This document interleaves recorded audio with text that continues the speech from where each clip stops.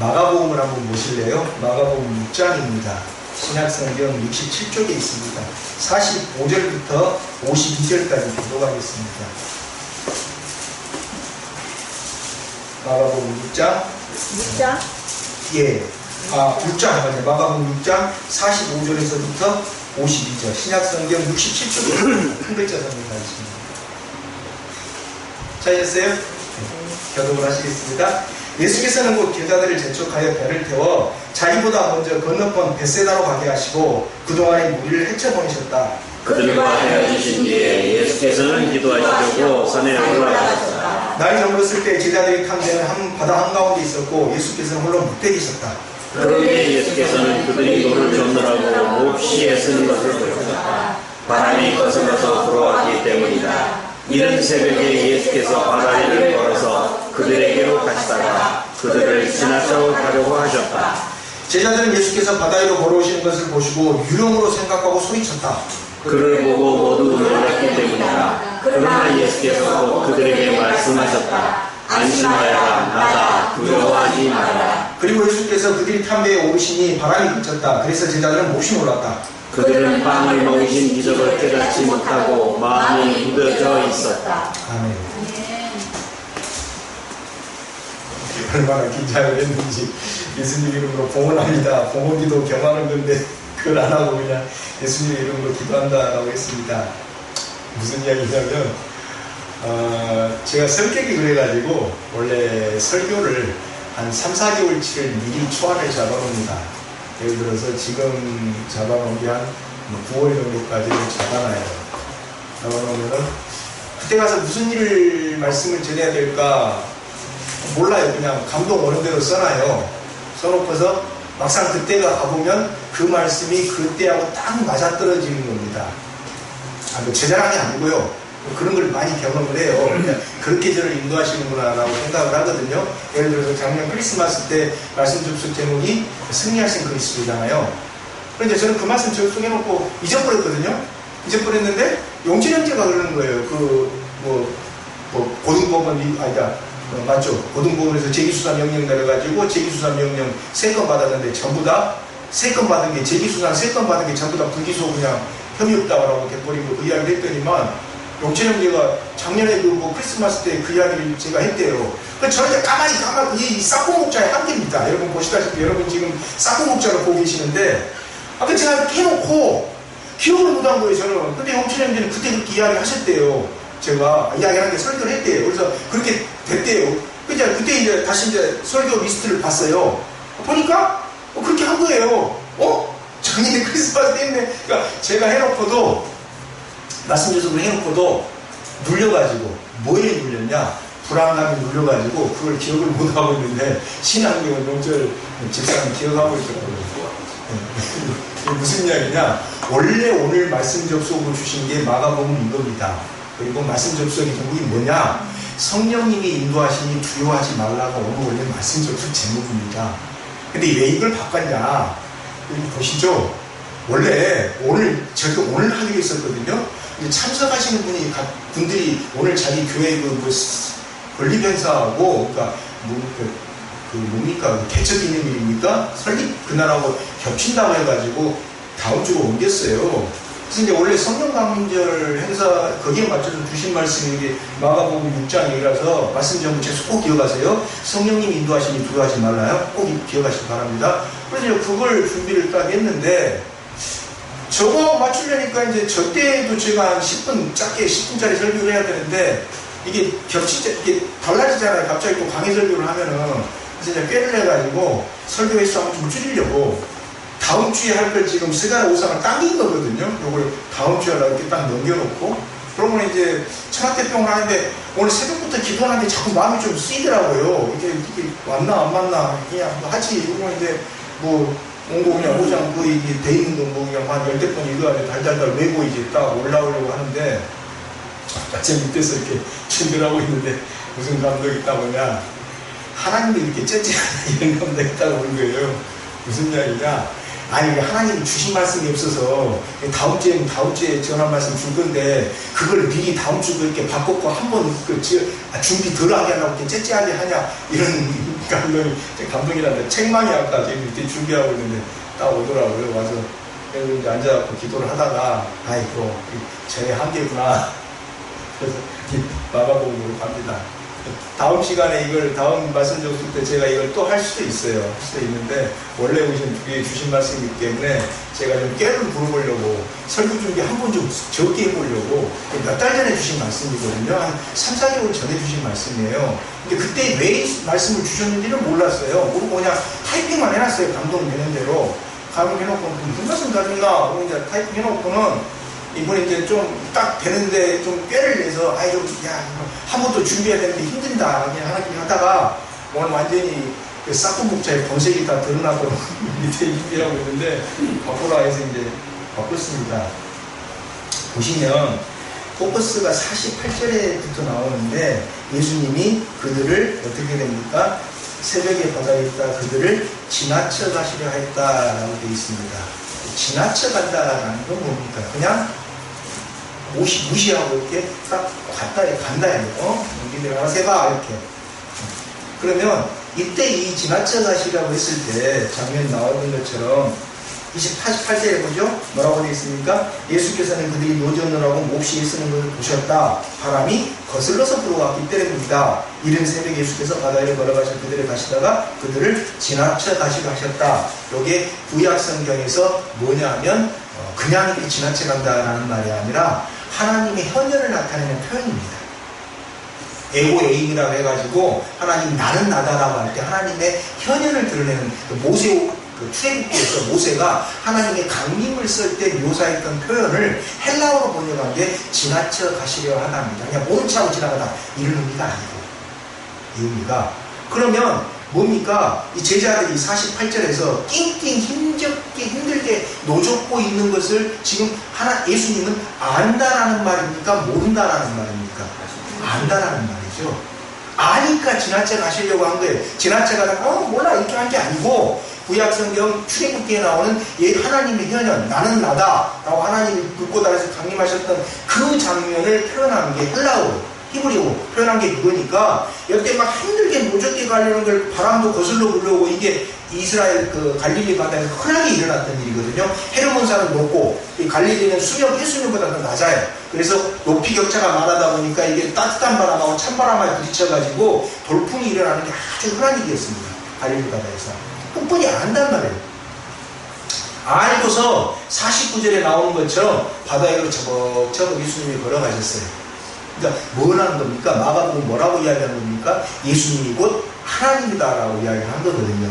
그러니까 하나님이 딱 뭐래요? 인간을 도구로 보고 그것도 어떤 인간? 제자들이 막 힘겹게 노젓게 하고 있으니까 이걸 헬라어로 바꾼 겁니다. 이거 가보시니까 예수님 딱 걸어갔어요. 그러니까 예수님을 보고 제자들이 49절에 뭐라고 생각합니까? 유령으로 생각하고 소리를 질렀어요. 뭐라고 질렀겠어요? 유령이다! 질렀겠죠? 아니면 귀신이다! 이렇게 질렀겠죠? 그죠? 그럼 물어볼게요. 귀신 보고 귀신이라고 소리 지르면 귀신 물러갑니까? 유령 보고 유령이다 소리 지르면 물러갑니까? 안 물러가요. 무슨 말입니까? 고난이 닥쳐왔어요. 고난이다 소리 지른다고 고난이 물러갑니까? 제가 억울한 일을 당했어요. 분명히 지들이 잘못했어요. 네? 무슨 말도 안 되는 교주가 재림예수라고 해서 그거 아니다. 그 사람은 재림예수가 아니고 성폭행금이다 라고 이야기를 했더니만 온갖 그냥 법률적인 지식을 동원해가지고 고소를 갖다 5개나 해놨어요.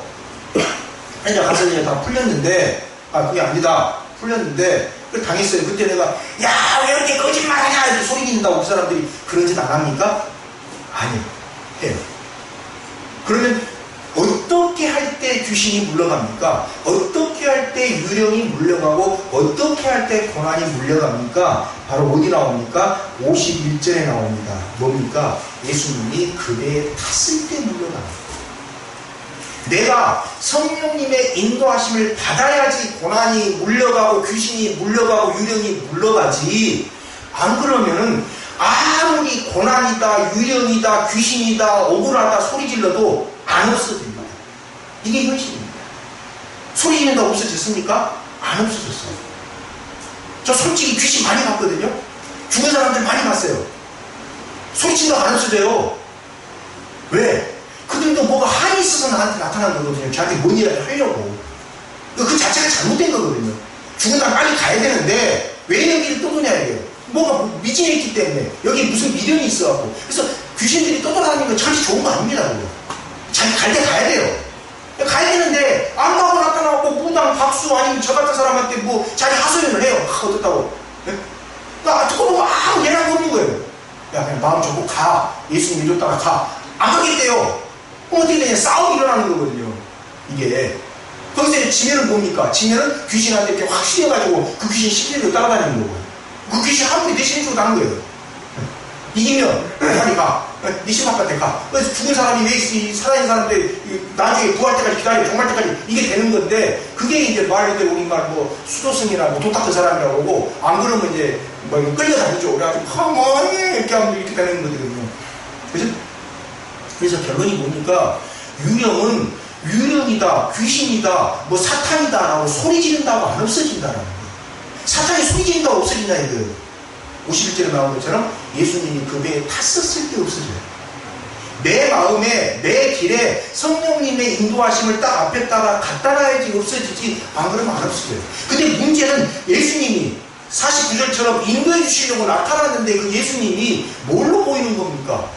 유령으로 보이는 거예요. 그잖아요. 지금 제자들한테 나타났는데 제자들이 그 전에 예수님의 얼굴 많이 봤을 거 아니에요. 알잖아요. 저야 이제 처음 보는 분이니까 이분이 예수님인지 사탄이 가장인지 잘 모르니까 이제 저 같은 경우는 뭘 알아야 됩니까? 말씀을 들어볼 수밖에 없어요. 들어보고 이게 신약성경에 나온 예수님이 하신 말씀인지 아니면 비교해보면 예수님이 하신 말씀이면 그 사람이 진짜 예수님일 거고 예수님한테 사명을 받은 사람일 거고 예수님 같은데 예수님이 하신 말씀하고 전혀 다른 이야기를 하면은 가짜 예수죠. 그죠? 그래서 성경이 꼭 필요한 거거든요. 예수님이 나타났는데 우리에게 솔직히 이야기해볼게요. 우리에게 예수님을 예수님으로 바라볼 수 있는 눈이 있습니까? 없습니까? 없어요. 제자들도 없었어요. 그러니까 제자들만 타달할 게 아니라 우리도 없어요. 성령님이 우리를 인도하신다고 딱 나타났을 때 우리는 성령님을 뭐라고 느낍니까? 유령이라고 느끼지 성령님이라고 못 느껴요. 왜? 52절에 나오는 것처럼 그동안 우리를 이끄셨던 기적을 깨닫지 못하고 마음이 무뎌져서 합니다. 그게 인간이에요. 그게 인간이에요. 마음 안 무뎌져 사는 인간이 누가 있어요? 없어요. 어그저께 지난주에 이번주 화요일날 지난주 화요일날도 제가 강의하면서 그랬어요. 뭐 마음밭이 좋다 어쩌다. 마음밭이 좋은 게 뭘 마음밭이 좋다라고 합니까? 마음이 착하면 마음밭이 좋은 겁니까? 아니요. 성경에서 이야기하는 마음밭이 좋다는 정의가 있습니다. 어디 나옵니까? 시편 119편 11절에 나옵니다. 그 마음에 하나님의 말씀을 두었을 때 마음밭이 좋다라고 이야기합니다. 그 사람이 착하고 그 사람이 뭐 아무 말 잘 들어주고 그냥 부탁 잘 들어주고 그 마음밭이 착한 거 아니에요. 그죠? 예를 들어서 저같이 막 짜증 잘 내고 이런 사람도 뭐 괴변 같지만 마음밭이 좋을 수가 있어요. 왜? 성경에는 그렇게 이야기해요. 어떻게 보기 때문에 그 사람 마음에 하나님의 말씀을 두느냐 안 두느냐를 마음밭을 좋다 나쁘다로 봅니다. 이 말은 무슨 말이에요? 성격 가지고 성격이 좋다고 해서 구원받는 거 아니고요. 성격이 나쁘다고 해서 구원 못 받는 게 아니에요. 그 사람 합당하게 그 쓰임새에 쓰는 거예요. 그래서 진정한 리더라는 것은 그 사람 성격에 맞게끔 쓰는 겁니다. 사실 기독교 전승에 의하면 바울의 성격이 보통이 아닙니다. 제가 바울 생김새 그 기독교 성경에는 안 나옵니다만 기독교 전승에 나온 이야기를 들으면서 안심했던 적이 한두 번이 아니에요. 머리는 약간 네모리고 다리는 안짱다리에다가 눈은 이렇게 째져 있고 코는 내부 있고 그렇게 목소리는 막 카랑카랑 해가지고 그러니까 딱 보면은 야 와 뭐 저런 사람이다 이런 느낌이 드는 그 기독교 전승에 한 바울이 그런 모습이에요. 그래서 굉장히 제가 안심을 했거든요. 유로를 받았더니 안심이 아니라 그 바울이 보니까 제가 지는 것도 아니고 전승이 이렇게 내려오니까 코는 내부리콘에다가 눈은 위로 저보다 위로 째지는 모양이에요. 머리는 약간 좀 대머리고 하니까 근데 유태인들은 대머리 그렇게 좋게 안 봤거든요. 그런데 딱 막 카락카락 합해다니까 괜찮은데 그럼 뭐 바울이 그렇게 이제 했다고 해서 뭐 구원을 못 받았습니까? 아니잖아요. 갈라디아서 보세요. 베드로한테 대놓고 싸움 맞지 않습니까? 그죠? 그러니까 마음밭이 좋다라는 게 뭐 착하고 뭐 아이고 그럼 어떻게 하니 이런 게 아니라 성경은 분명히 이야기합니다. 마음에 하나님의 말씀을 둔 사람을 마음밭을 착하다고 해요. 그죠? 똑같습니다. 우리가 마음에 하나님의 말씀을 두지 않기 때문에 어떤 현상이 나타납니까? 49절 같은 현상이 나타나요. 뭐 여러분이 아니라 제가 그러죠. 그 살도 한번 좀 적게 준비하려고 그 뭐 떼쓰다가 완전히 이렇게 비참한 게 아니라 이렇게 용서를 구하면서 지금 설거하고 있는 싹고 목자 한번 보세요. 요걸 오늘 해야 되는데 다음 주에 하려고 넘겨놨다가 말씀 오늘 이거였거든요. 마음 가운데 하나님의 말씀을 가지고 있으면 그게 대해서 나를 인도해 주시는 성령님을 알아볼 수가 있는데 이게 내 마음에 하나님의 말씀이 없다 보니까 뭐가 일어납니까? 성령님이 인도해 주러 왔는데 성령님을 성령님으로 느끼지 못하고 예수님을 예수님으로 인정하지 못하고 뭘로 봅니까? 유령으로 보고서 소리를 지르는 거예요. 그럼 누가 나를 구원시킨 거예요? 예수님이 유령으로 보이는데 더 이상 손댈 수가 누가 손을 대요? 없어요. 왜 그렇게 됩니까? 내 마음에 하나님 말씀이 없어졌거든요. 그래서 믿음의 반대가 뭐라고 있습니까? 안 믿음이 아니라 불안이라고 했거든요. 누가 이야기한 겁니까? 키에르케고르라는 철학자가 이야기한 겁니다. 키에르케고르라는 철학자가 이야기해요. 죽음에 이르는 병의 책에 보면 죽음에 이르는 병이라는 책에 보면 나와 있어요. 성령님이 믿음의 반대는 불신이 아니라 안 믿음이 아니라 불안이다. 그러니까 예수님을 성령님의 인도하심을 내가 유령이라고 보게 되는 게 뭡니까? 불안해서입니다. 어떤 게 불안해요? 나를 지금 성령님께서 인도하고 계시는데 그게 안 믿겨져요. 왜 안 믿겨집니까? 구원의 확신을 가져야 된다고 잘못 생각하기 때문에 그렇습니다. 우리는 구원의 확신을 가질 수가 없어요. 구원의 약속을 믿고 가는 것 뿐이에요. 하나님께서 성령님께서 나를 구원시켜 주지 않으시면 내가 어떻게 합니까? 몰라요. 그냥 가요. 그럼 왜 가냐? 성령님께서 인도해 주시니까 끝날에 어떻게 될 거냐? 모르지만 희망이 있다예요. 왜? 설마 구원도 안 주려고 하면서 이렇게 막 그냥 조그만 지난 시간에 말씀드렸던 것처럼 특이한 교회에 몰아가지고 같이 예배 드리게 하지는 않았을 거라 이거예요. 그렇잖아요. 그죠? 나를 구원 안 시키려고 하면서 그렇게 모진 고난과 연단을 받게끔 하지는 않았을 거 아닙니까? 그죠? 그래서 우리가 하나님께서 우리에게 주시는 성령님께서 우리에게 주시는 뭘 가지고 가야 됩니까?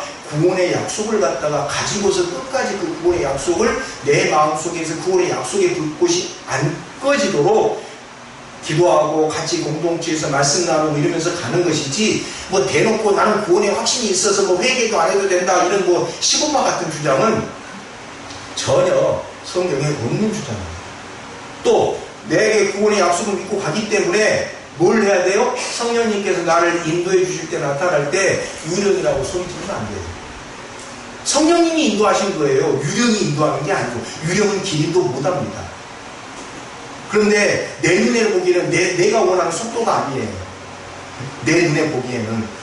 그죠? 나는 한 최소한 못해도 시도가 한 70km는 가고 싶은데 이걸 보니까 무슨 시속 30km밖에 안 돼요. 그럼 뭐라고 생각합니까? 에이 유령 아니야. 유령은 기인도 못합니다. 분명한 것은 유령은 기린도로 하는 게 아니라 사탄은 기린도로 하는 게 뭡니까? 이용해 먹지 사탄은 기린도를 못해요. 분명한 차이가 있어요. 그래서 여러분이 원하는 속도가 안 난다고 성령님의 인도하심을 불안해할 필요도 없고요. 그죠? 네. 또 여러분이 원하는 속도가 안 난다고 성령님이 인도하고 계시는데 그따 대놓고 유령이다 소질 필요 없어요. 포인트는 내 배, 내가 타고 가는 배 앞전에 제일 앞에 미가 아니라 제일 앞에 구레가 선 뒤에, 그죠? 선 뒤에 성령님이 계시는지 예수님이 계시는지 아닌지 그것만 확인하면 돼요. 그가 예수님이 계시면 어때요? 그냥 내 마음에 드는 속도 안 나더라도 그냥 가면 돼요. 불안해갖고 왜 나한테 속도가 이렇게 안 나게 하세요? 귀신 아니세요? 예수님으로 분장한 귀신 이렇게 할 필요 없어요.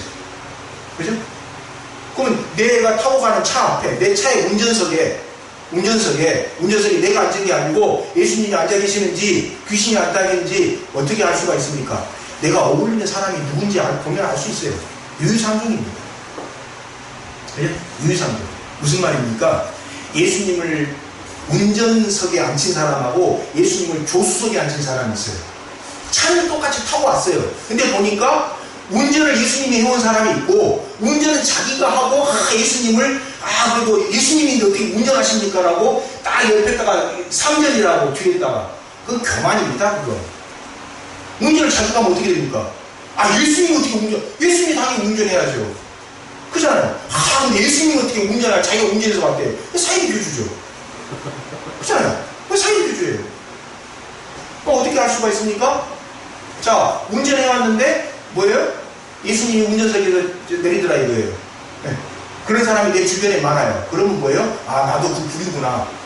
그잖아요. 나도 그 불이에요. 상어는 상어끼리 어울려요. 고래는 고래끼리 어울리고, 호랑이는 호랑이끼리 어울려요. 그죠? 근데 다 내가 지금 내가 예수님을 뒤에 태우고 삼성에 모시고 내가 운전하고 갔는지 어쩐지 몰랐는데 차를 때려갖고 딱 보니까 주변에 있는 사람들이 전부 다 자기가 운전해가지고 뒤에 성령님이라고 모시고 왔더라. 그럼 뭡니까? 내가 지금 어떻게 하는 거예요?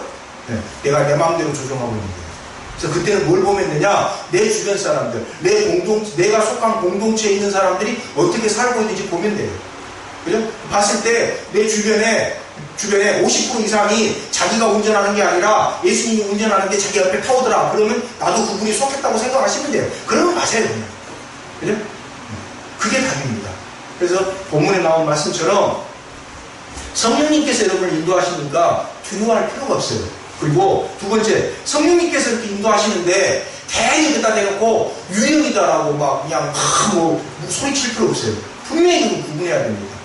그죠? 이게 오늘 저희들이 우리 교회에 아나드 공동체에 주신 말씀입니다. 이 말씀을 이제 했고요. 이제 다시 스가랴서 5장으로 가겠습니다. 이게 한번 그냥 준비하기 싫어서 떼먹고 넘어가려다가 결국 사품 목자 그냥 아주 티가 다 납니다. 자, 5장의 포커스는 뭐냐면 하나님께서 우리의 죄악을 옮기신다 이런 말입니다. 여기 보면 여자가 다니고 이러잖아요. 양탈자 다니고. 근데 핵심은 뭐냐? 이 여자가, 여기 보면 어디로 옮겨갑니까? 11절에 보면 바빌론의 땅에 옮겨간다. 이게 뭡니까? 에파라고 하는 그 히브리 사람들이 썼던 추 이름이기도 하고요. 또 뭐냐면 메소포타미아에 있었던 여신 이름이기도 합니다. 그래서 두 가지 의미를 가지고 있어요. 여신도 되고 이스라엘 사람들이 썼던 뭣도 됩니까? 좋은 추 이름도 되고요. 그래서 하나님이 예루살렘에서 우상숭배를 어디로? 저기 바빌론으로 옮겨갔으니까 왜? 하나님하고 우상숭배하고 같이 공존할 수가 없잖아요. 그죠? 옮겨갔으니까 이제 예루살렘은 어떻게 됩니까? 회복이 돼요. 근데 이때 그래서 말씀 접속 제목이 이렇게 나온 것처럼 심판과 정결인데 옮기겠다 이게 하나님 이스라엘의 죄악. 근데 이때 이스라엘의 죄악의 핵심이 뭐냐라는 겁니다. 자, 보실래요?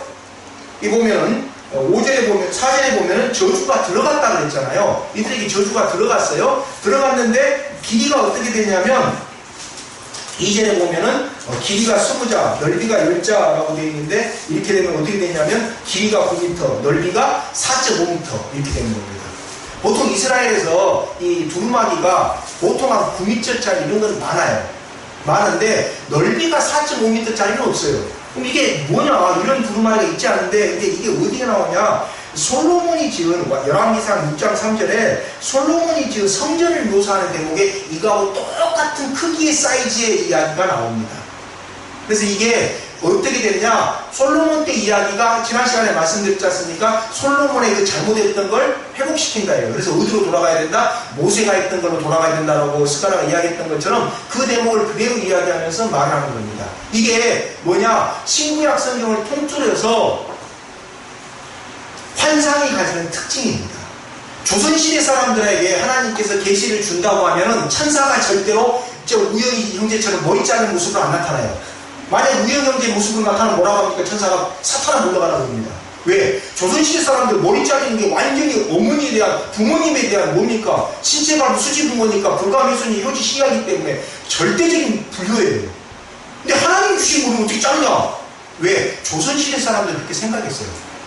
무슨 말입니까? 신구약 성경에 나온 환상이라는 것은 그때 당시의 언어, 그때 당시에 이해되는 말로 표현된 겁니다. 그래서 두루마리예요. 그리고 이 사이즈가 그냥 지어낸 게 아니라 솔로몬 예를 들던 열왕기상 6장 3절에가 그대로 나오는 거예요.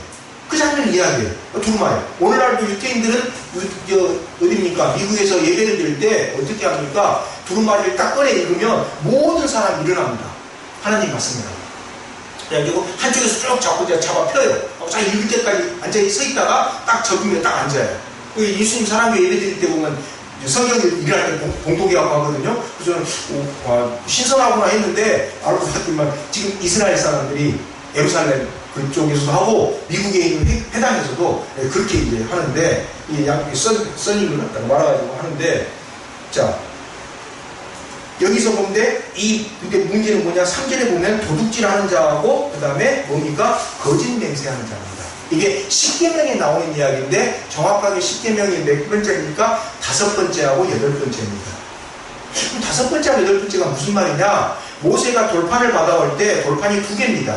5개예요. 그러면 3번째, 8번째는 5개에서 중앙, 8번째는 또 5개에서 중앙. 양쪽 다 중앙이죠? 뭔 말인지 이해가 되시죠? 네. 모세가 받아온 돌판은 히브리어로 써진 게 아닙니다. 무슨 말인지 몰라요? 히브리어는 모세로부터 한 1000년쯤 지난 뒤에 만들어진 언어고 발견된 언어고 모세가 받아온 돌판이 히브리어다. 몰라요? 무슨 말인지. 어떤 언어인지 몰라요. 이집트 상형 문자에 있는지 뭔지 알 수가 없어요.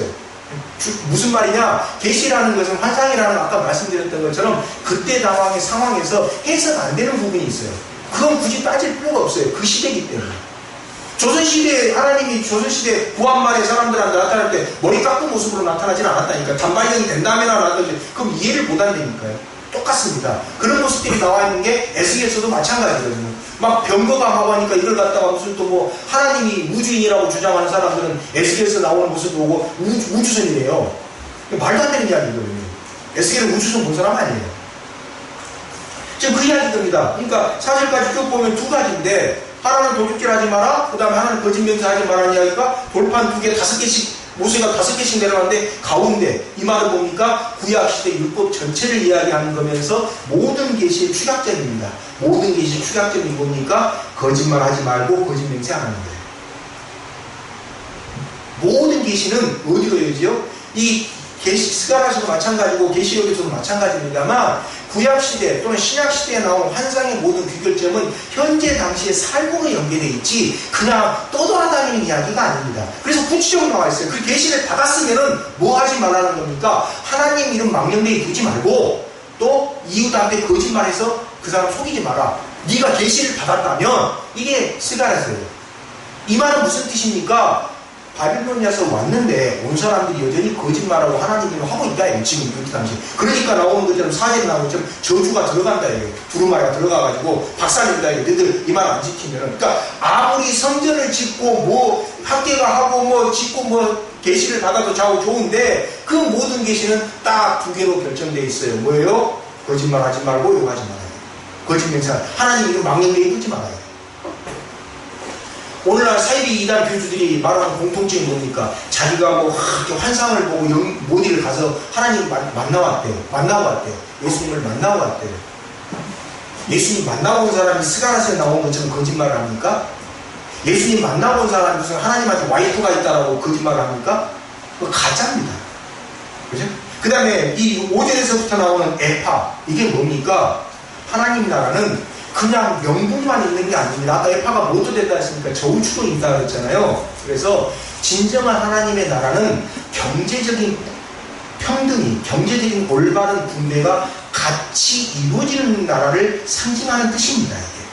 이게 계시록으로 가가지고는 뭐라고 합니까? 계시록 21장이나 18장에 보면은 바빌로니아를 갖다 뭐 땅에 무정이 있다 묻고 한다라고 나오잖아요. 그 표현이 그대로 나오거든요. 8절에 보면은 납두공을 누라고 덮어버렸다.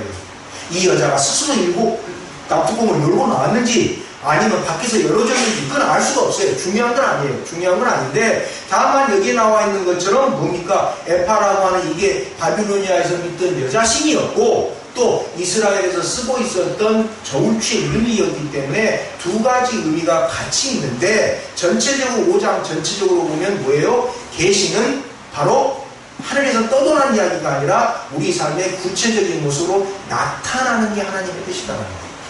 그럼 계시를 받은 사람은 8절, 9절, 10절, 11절에 나와 있는 것처럼 뭘 해야 돼요? 경제적으로 올바르게 살아야 돼요. 한국교회 학습 중에 하나가 그거거든요. 무슨 뭐 부목사를 갖다 완전히 무슨 뭐 뭡니까 뭐라고 해야 되나요? 완전히 뭐 비정규직 근로자 부리는 것처럼 막 엉망으로 부리는 경향이 있어요. 왜 그렇게 됐냐? 60년대, 70년대 한창 교회가 성장할 때 그때 부목사들이 먼저 개척 나갔다가 실수를 하지 않습니까? 그러니까 그때 부목사 코스는 개척하러 나가기 전에 개척한 훌륭한 성공하신 목사님한테 배우는 도제 과정이었어요. 도제 과정. 우리나라 부목사들은 그렇게 시작했습니다. 일종의 도제 과정으로.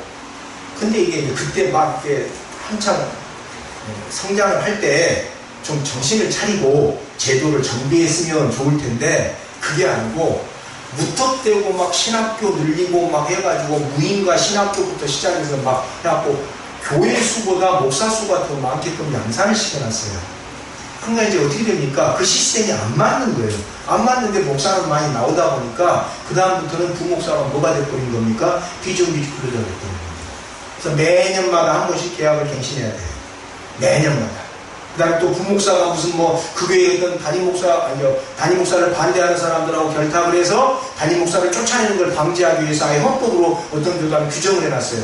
그 교회 부목사는 곧바로 그 교회 목사가 될 수 없다 이렇게. 담임 목사가 될 수 없다 이렇게. 이게 왜 이렇게 현상이 나타난 겁니까? 잘 될 때 사람마다 잘 될 때가 있습니다. 전혀 뭐 나는 뭐 평생 태어나갖고 잘 된 적이 한 번도 없다. 이런 게 없어요. 아무리 힘든 사람이라도 잘 되는 때가 있어요. 한두 번 있고 이때는 반드시 뭘 생각해야 됩니까? 안 될 때를 생각해야 됩니다.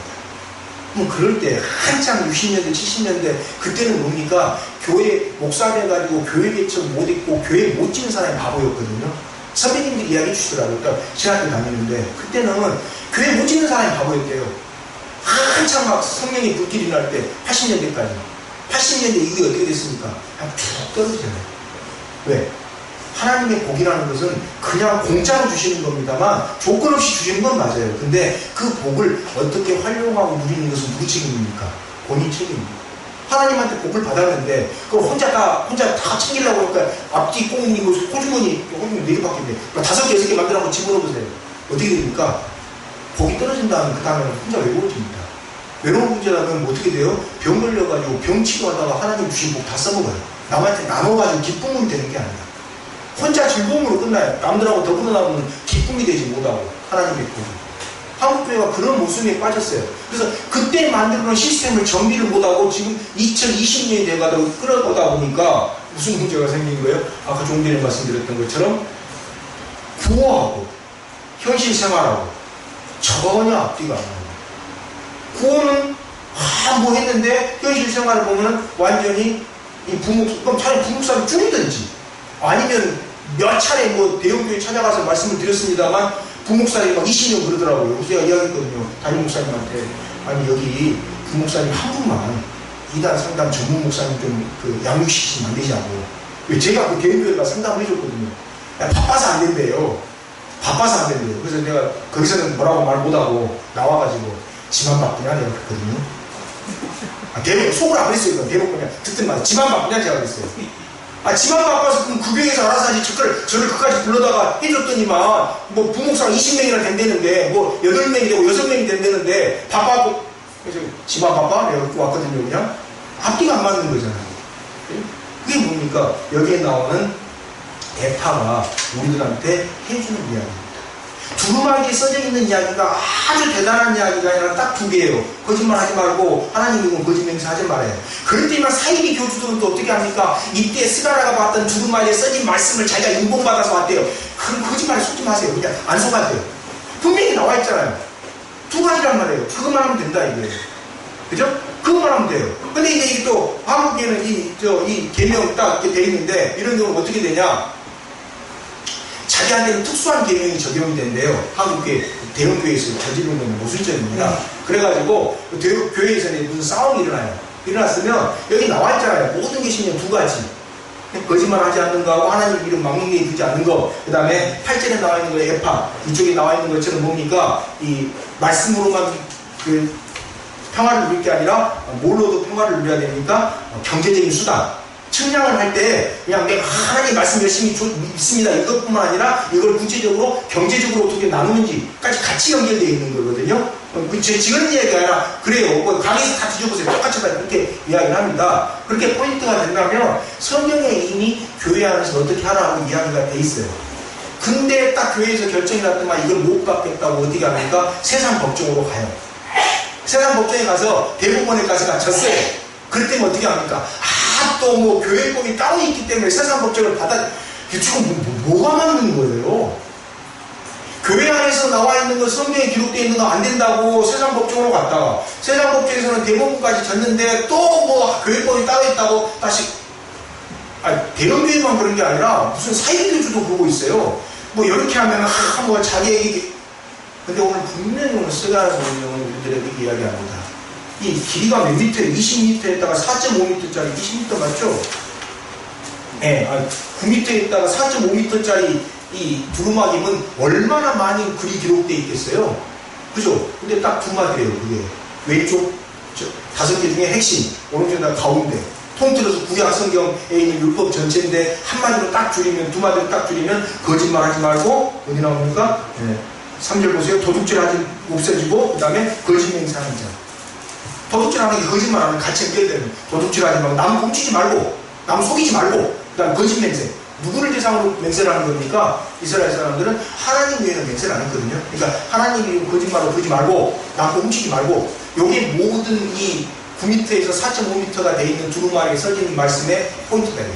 그렇게 되면은 어떻게 됩니까? 5절에 나와 있는 것처럼 천사가 딱 와가지고 뭔지 물어보니까 모르겠다 그러거든요. 뭐라고 하니까 무엇이냐고 딱 알려주잖아요. 그러면서 뭐라고 합니까? 가득한 죄악이다. 온 땅에 가득한 죄악. 이 죄악을 어디로 옮겨주겠답니까? 11절에 나온 것처럼 바빌로니아 땅으로 옮겨주겠다.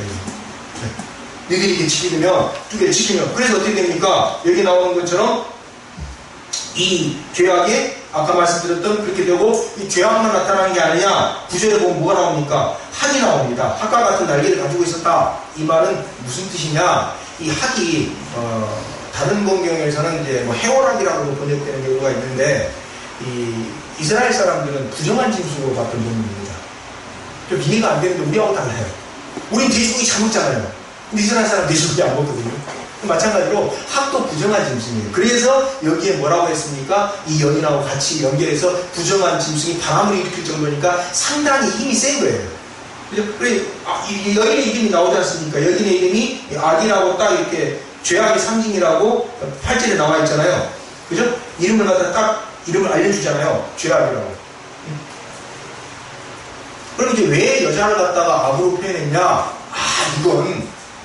이건 창세기에 보면은 하와가 아담을 이렇게 속여가지고 유혹했잖냐. 그러니까 원래 악의 상징이 여자다. 이렇게 이제 주장하는 사람들이 있습니다. 누굽니까? 사이비 교주들입니다. 왜? 구약 성경에 보면은 하나님하고 창조 때 같이 있었다라고 불리는 지혜도 뭐라고 되어 있습니까? 여성명사입니다. 악만 여성명사라고 표현되는 게 아니라 욥기서에 나오는 하나님과 창세 때 같이 있었다고 이야기된 지혜도 여성명사예요. 그래서 이런 거 갖다가 어거지로 해가지고 뭐 여자가 뭐하고 이렇게 하는 건 성경을 갖다가 앞뒤가 안 맞게끔 억지로 해석하는 겁니다.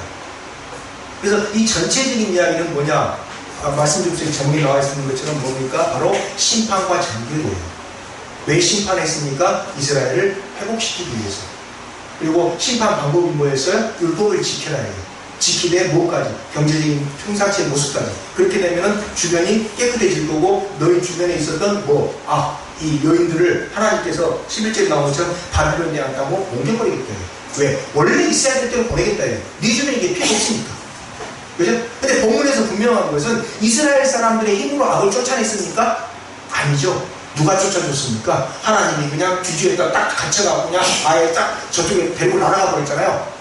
학의 바람이 일으키만한 이렇게 엄청난 힘이天수제를 갖다 가지고 갔잖아요. 그죠? 우리가 조금 전에 봤던 마가복음 6장하고 비슷한 내용입니다. 우리가 우리 인생길을 리드해 나갈 수도 있어요. 우리가 우리 인생길의 방향을 정할 수도 있어요. 그죠? 정할 수 있는데 내 인생이 내가 뭐 이렇게 살겠다 저렇게 뭐니까 이게 못 정합니까? 정할 수 있어요. 근데 문제는 내가 내 인생의 방향을 정할 수 있지만 뭘 없앨 수는 없습니까? 내 몸 안에 남아있는 내 인생 곳곳에 있는 지혜, 어떤 지혜입니까? 죄악의 지혜들은 내가 없앨 수가 없어요. 뭐 인간이 원래 죄인 아닙니까? 뭐 가다 보면 그런 죄도 짓고 뭐 하는 거지 뭐 그게 뭐 죄악입니까? 그건 하나님이 자기를 창조했다라고 생각하지 않는 사람들이 인생을 바라보는 방식입니다. 우리는 하나님께서 나를 창조하셨다라고 보기 때문에 내가 없애야 될 게 있고 내가 가야 되는 목표점이 있어요. 그죠? 그 목표점에 가기 위해서 내가 어떻게 돼야 돼요? 치유를 받아야 돼요. 치유를 받아야 되기 때문에 운전석을 내가 안 잡고 예수님한테 넘겨주는 겁니다. 그죠? 아니 무슨 내가 어떻게 죄인입니까? 죄인에서 죄인이 아니라 치유를 받아야 되기 때문에 하나님께서 그냥 창조하신 게 아니잖아요. 그죠? 성경 공부 시간 이야기했습니다만 하나님께서 창조하셨기 때문에 뭡니까? 작품이지 상품이 아니에요.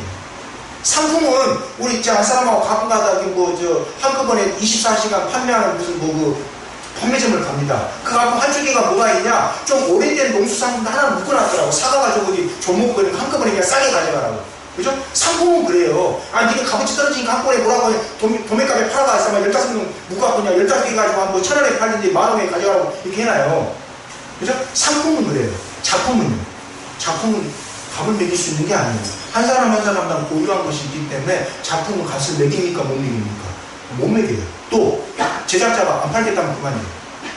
1억을 준다고 2억을 준다고 안 팔겠대요. 그 가면서 보니까 저도 본 이야기예요. 텔레비전까지 나왔더라고. 아주 부자인 줄 알았어요. 아주 가난한 도공인데도 안 팔겠대요. 몇 군데 내가 왜 팔니까 못 사고 막 일본 사람이 쩔쩔 넘면서 2억 준다도 안 파는 거예요. 왜? 자기 작품인데 내가 왜 파냐고. 작품인데 이거 상품이 아니다. 한 발 땅이니까 일본 사람이 한 발 땅 다 고기 또 금도 멋있더라고. 다 고기면서 큰절하고 가더라고요. 작품이다 이게. 작품이기 때문에 내 자식인데 내가 팔 수 없다. 당신 자식이 파냐? 이거 상품이 아니다. 그러니까 일본 사람이 다 그 말을 때문에 충격을 먹었더니 딱 큰절하는 거예요. 옛날에 한 10년쯤 전인가 봤던 텔레비전 방송입니다. 그죠? 왜 그저입니까? 여러분 꼭 기억하세요. 우리는 하나님이 만드신 작품이기 때문에, 그죠? 누가 인도합니까? 마가복음 나온 것처럼 성령님이 인도하십니다. 그게 오늘 여러분에게 주신 말씀입니다. 제가 쌍문 목자 텔레비라고 성경 말씀 조수 하나 이렇게 하다가 그냥 이렇게 됐습니다. 그냥 용서하시고 오늘 주신 말씀 꼭 기억해 주시기 바랍니다. 하나님 성령님께서 인도하시니 두려워하지 마시기 바랍니다. 기도하시겠습니다.